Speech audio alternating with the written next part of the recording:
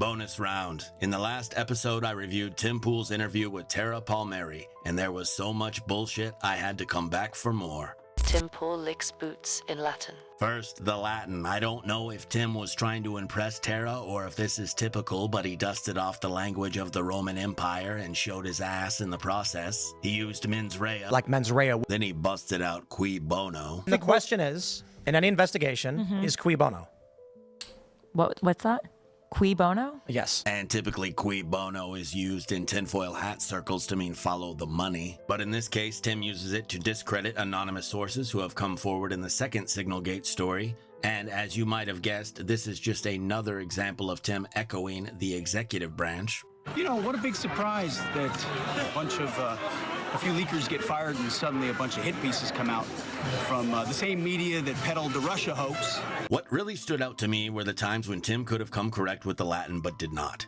As we covered in our last video, Tim took the position that the attack plans leaked to a journalist were not top secret because the executive branch ultimately decides what is classified. So when they say it wasn't classified, it's not. And this is a clear ad hoc rule change. Ad hoc translates from Latin to for this, and it means that Pete Hegseth, the Secretary of Defense, changed the rules that deem things classified for this, meaning he was covering his ass after a royal fuck-up with cheese. There's no units, no locations, no routes, no flight paths, no sources, no methods, no classified information. Tim's love of Latin and the facts should have had him all over this ad hoc rule change. But instead, in true bootlicker fashion, he takes the side of the executive branch and spreads disinformation about what was really in the leaked chat. Again, he proves that he is an asset of the state rather than a real journalist. Tim's cronies are idiots. Another opportunity arose for Tim to resurrect that sweetest of the dead languages when his sidekick, Elad, came at Tara in this way.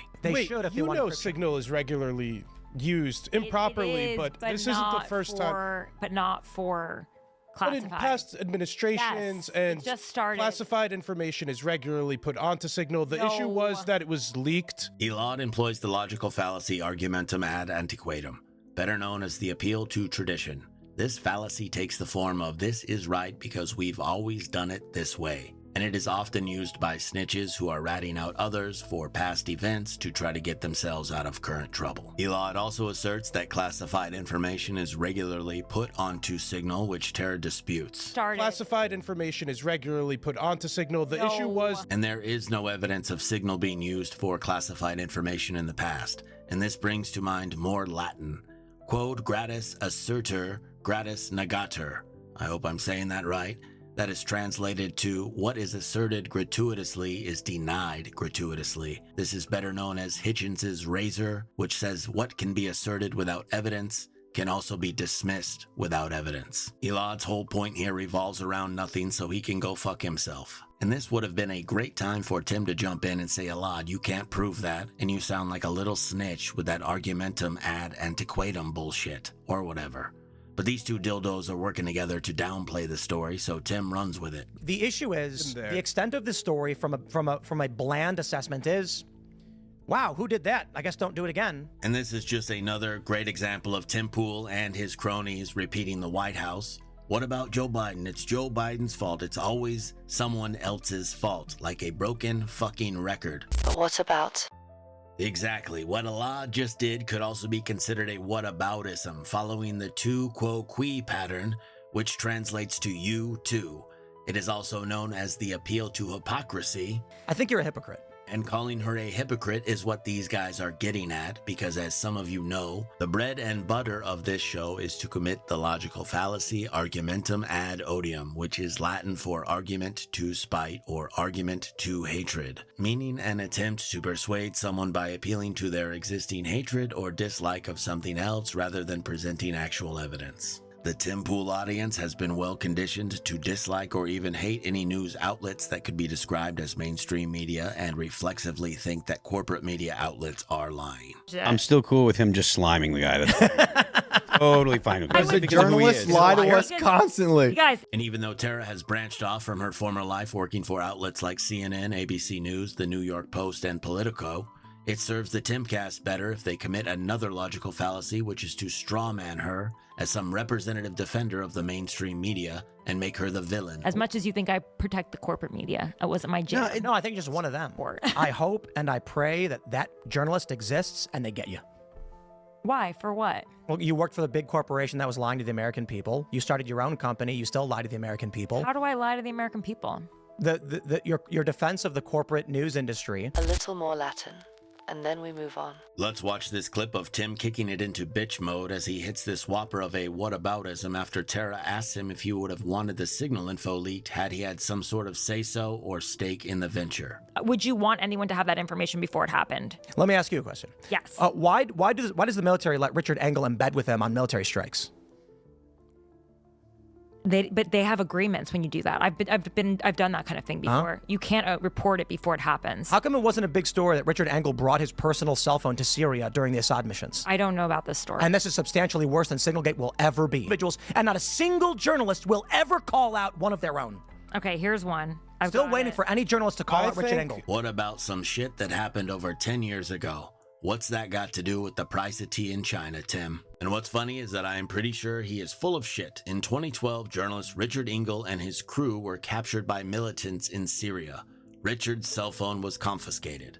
Does that mean he gave up all U.S. intel to a foreign adversary? Giving away all U.S. intel to a foreign adversary? Probably not. The story is pretty crazy though. Richard and his crew ended up saving themselves by making a break for it when the militants that kidnapped them got into a gunfight with another group. Can we talk about bootlicking now? I would love to, and that brings me to my favorite part of the episode. Your bias though is towards defending the administration. Once again, you're acting like you work for them. You might as well be Caroline Leavitt, and I would not want to be that. I just think that's so lame. God damn, that's funny. Tim Pool does sound like the press secretary rather than a member of the press, and that, in fact, does make him a lame-ass journalist. Then Tim gets all weird and pissy after being insulted and goes for some more Latin. I think that is so lame. Lame is an ad hominem. Okay. And this is an ad hominem attack because basically Tim is saying that the signal stuff isn't really newsworthy, and Tara is saying you don't get to decide what's newsworthy because you're a lame-ass little bitch with your nose too far up the admin's ass to be objective. But this is a good time to mention that just because someone's argument hinges on a fallacy, it doesn't mean that they are wrong. And Tim is a lame-ass little bitch. That's QED. Is he like Caroline Leavitt? Hell yes he is. When Caroline Leavitt gets burned out from trying to spin stupid shit into 5D chess excellence, Tim could easily take her spot. Listen to Tim take the Trumpian stance that birthright citizenship isn't guaranteed by the Constitution. Birthright citizenship is falsely interpreted and does not exist. And this is Tim being right in line with the White House yet again. This administration believes that birthright citizenship is unconstitutional. The 14th Amendment states that all persons born in the United States who are under the jurisdiction of the United States are citizens. And an 1898 Supreme Court ruling defined the term under the jurisdiction of the United States. It included immigrants born to parents who are in the United States doing business. Business meaning working, which is pretty much all of them. The Trump administration is currently trying to reinterpret the amendment to exclude immigrants from being considered under the jurisdiction of the U.S. And Tim, in his feverish longing to ingratiate himself to tyrants, has taken the same position. It's bullshit. Yep, it's bullshit. And even if you're a dimwit who's fallen off his skateboard and hit his head far too many times, the rationale should be easy to understand. Immigrants are under the jurisdiction of the United States, which is why we have immigration laws and immigration court. Try to imagine an undocumented immigrant claiming diplomatic immunity when they are detained by ICE. Or, on the flip side, imagine a foreign diplomat being labeled a terrorist, placed under arrest, flown to El Salvador, and imprisoned. That kind of thing doesn't happen because diplomats aren't under the jurisdiction of the United States and immigrants are. If you need more evidence that Tim Pool is a loyalist and that when he says he is part of the new media, he really means he's part of the state media, listen to this question he asked in the White House press briefing room. Keep in mind, Tim has finally made it onto the press corps, and this is his big moment. Many of these organizations that are represented in this room have marched in lockstep on false narratives, such as the Very Fine People hoax, the Covington smear, and now what's being called the Maryland Man hoax, where an MS-13 gang member adjudicated by two different judges, I believe, is just simply being referred to as a Maryland Man over and over again.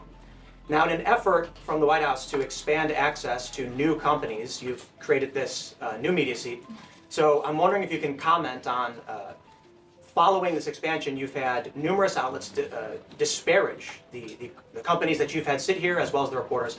I'm wondering if you could comment on that unprofessional behavior, as well as elaborate if there's any plans to expand access to new companies. The little worm had the chance to ask a question that holds the administration accountable for its comments and/or its actions, and he chose to lob one in, making it clear that he will call anything a hoax that the president calls a hoax. And then this little sycophant bats his eyes at Caroline and asks if any more real journalists will be removed from the press pool and be replaced by loyalist little rats just like him. He might as well have said, I'm here to bend over and take whatever you want to give me, and I know some other people who will too.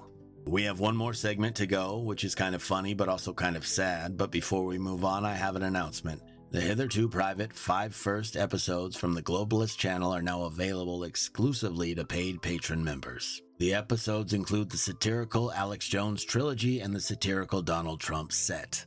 If you're interested or just feeling generous, head over to the Patreon page. All 5 episodes will be available to all paid membership levels. And while you're at it, please like, subscribe, and leave a comment to support the channel. Thank you very, very much. Moving on. Speaking of hoaxes. During the making of this video, the White House released its 100 Hoaxes in 100 Days briefing. And the purpose of this brief was to name hoaxes and then fact check them.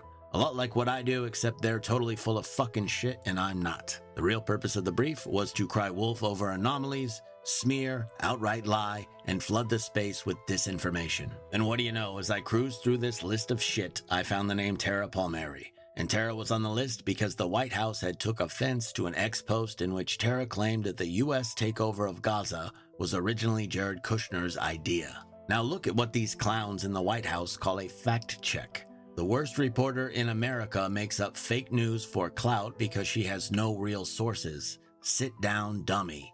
Only a buffoon would call this smear a fact check. Fact. This dumb bitch sucks. Case closed. Now does that sound right to you?